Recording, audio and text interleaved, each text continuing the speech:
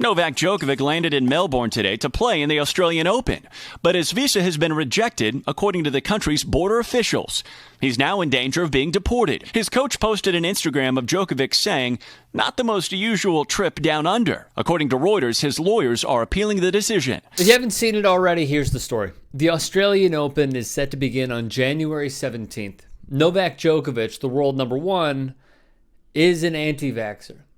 Last April, he said in a Facebook chat, "Personally, I am opposed to vaccination and I wouldn't want to be forced by someone to take a vaccine in order to be able to travel. But if it becomes compulsory, what will happen? I will have to make a decision. I have my own thoughts about the matter, and whether those thoughts will change at some point, I don't know." In that same ESPN article, Djokovic proclaimed the anti-vax mantra of, "I'll have to do my own research." Djokovic was not in the lab conducting data. He was not side by side with the top virologists, epidemiologists in the world. He was not there. He may not even own a white lab coat. Djokovic also is not immunocompromised. He just refuses the COVID vaccine. The problem for him is the country of Australia.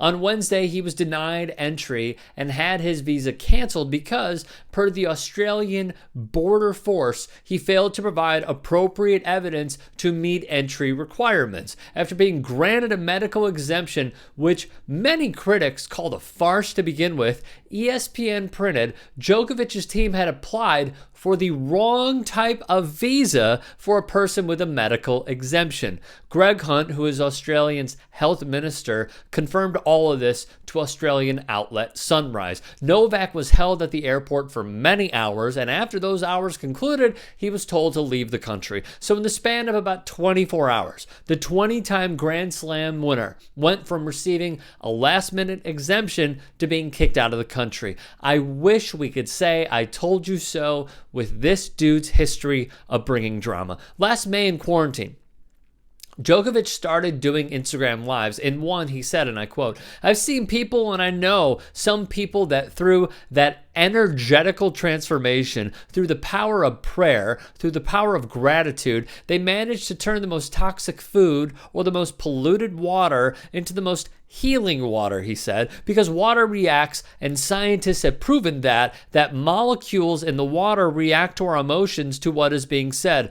Just so we're very clear, you cannot change toxic water and food into fresh water and food with your mind. Mary Carrillo, who is a former professional tennis player, current tennis analyst for ESPN, described a time in which Djokovic tried to self-heal his elbow and put off seeking medical attention. During the height of the pandemic, Djokovic packed a stadium in Belgrade, disregarding health and safety protocols. He then was seen partying in a club. Many fellow players tested positive, including Novak and his wife, Yelena. What may be more troubling is, per the Times, 26 players had applied for an exemption, and a, quote, "handful were granted." Jamie Murray of the UK, ranked in the top 20 in doubles, said, and I quote again, "I think if it was me that wasn't vaccinated, I wouldn't be getting an exemption. But well done to him for getting clear to come to Australia and compete." Some undoubtedly are immunocompromised, and if you are, then obviously you can't take the vaccine. I get it. Others may have had COVID. However, I am genuinely curious, why would Australia do this in the first place? Or maybe, quite possibly, we don't have to overthink it at all.